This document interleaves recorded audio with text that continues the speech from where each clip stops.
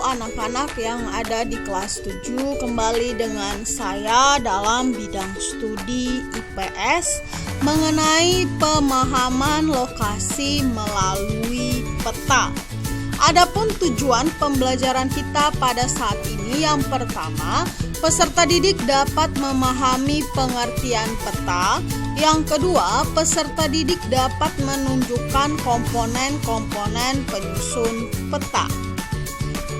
Peta adalah gambaran permukaan bumi pada suatu bidang datar dan diperkecil dengan menggunakan skala.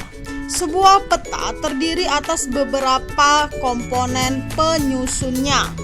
Komponen penyusunnya terdiri atas judul peta, skala peta, orientasi utara, simbol peta, garis astronomis, inset, legenda, dan sumber peta. Oke, kita masuk ke komponen yang pertama, yaitu judul peta. Judul peta menunjukkan isi suatu peta. Judul peta biasanya terletak di tengah bagian atas peta. Komponen yang kedua yaitu skala peta. Skala peta menunjukkan perbandingan antara jarak di peta dengan jarak sesungguhnya di lapangan. Contoh, skala sebuah peta adalah 1:1 juta. Berarti objek yang jaraknya 1 cm di peta itu berbanding dengan atau sama dengan 1 juta cm atau 1 km di lapangan atau jarak sebenarnya. Saya ulangi sekali lagi. Kalau misalnya kamu melihat di peta itu ada skala 1:1 juta. Maksudnya satu yang di depan ini artinya 1 cm jarak yang ada di peta tersebut sama dengan 1 juta cm jarak sebenarnya. Oke, skala peta itu dapat dibagi menjadi dua, yaitu skala angka dan skala garis atau grafis. Yang di atas adalah contoh dari skala garis atau grafis, yang di bawah adalah contoh dari skala angka. Oke, kita bahas yang pertama mengenai skala angka. Saya ambil contoh itu adalah 1:50.000. Di depan ini adalah jarak pada peta.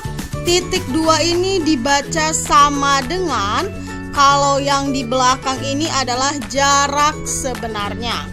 Jadi maksud dari skala angka di samping ini adalah 1 cm jarak pada peta sama dengan 50.000 cm jarak sebenarnya. Oke, lalu yang kedua ada skala garis. Nah, kalau yang bagian atas ini adalah jarak pada peta dengan satuan cm. Kalau yang di bawah ini adalah jarak sebenarnya dengan satuan kilometer. Oke, kita bahas. Jika contoh skala grafis tersebut dibuat angkanya, maka skalanya adalah 1:500.000. Karena 1 cm di peta berbanding atau sama dengan 5 km jarak di lapangan atau jarak sebenarnya. Nah, kenapa Ibu bisa jadi 500.000? Sedangkan di sini tulisannya 5. Satuan dalam kilometer ini diubah menjadi sentimeter. Sehingga 5 km jika diubah ke sentimeter menjadi 500.000 cm. Karena itulah maka skala peta di samping ini kalau dirubah menjadi skala angka menjadi 1:500.000. Oke, kita lanjutkan ke komponen yang ketiga, yaitu orientasi utara atau arah mata angin. Orientasi utara atau biasanya disebut dengan arah mata angin itu biasanya terletak pada bagian kosong di peta. Tujuannya adalah untuk mengetahui arah pada peta. Yang keempat itu adalah simbol peta. Simbol peta adalah tanda khusus pada peta yang mewakili objek yang dipetakan. Tujuan simbol peta adalah untuk memudahkan pengguna peta dalam membaca dan memahami isi peta. Simbol peta itu ada 4, ada simbol titik, simbol garis, simbol warna, dan simbol area. Oke, komponen yang kelima adalah garis koordinat atau ada juga yang menyebutnya garis astronomis.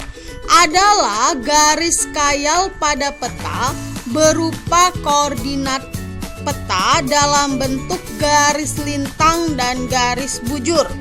Kalau dia garisnya yang mendatar, ini disebut dengan garis lintang. Garis yang mendatar pada peta.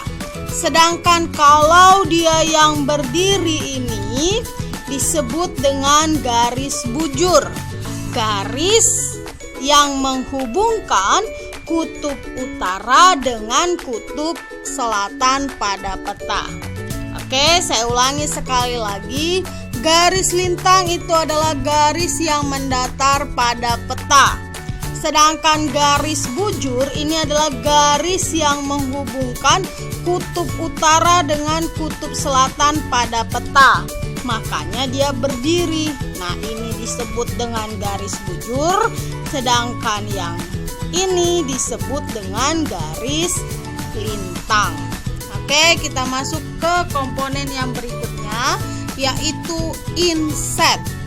Inset merupakan peta kecil pada suatu peta untuk menunjukkan lokasi daerah yang dipetakan di antara lokasi lainnya yang lebih luas.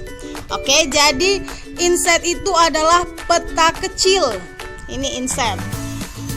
Ini petanya, peta yang besarnya. Nah, ini kecil, peta inset. Nah, peta kecil inilah yang baru dimasukkan menjadi peta yang akan diperjelas.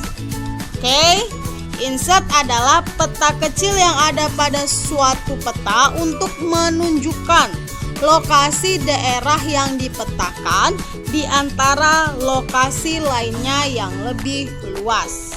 Oke, komponen yang berikutnya adalah legenda.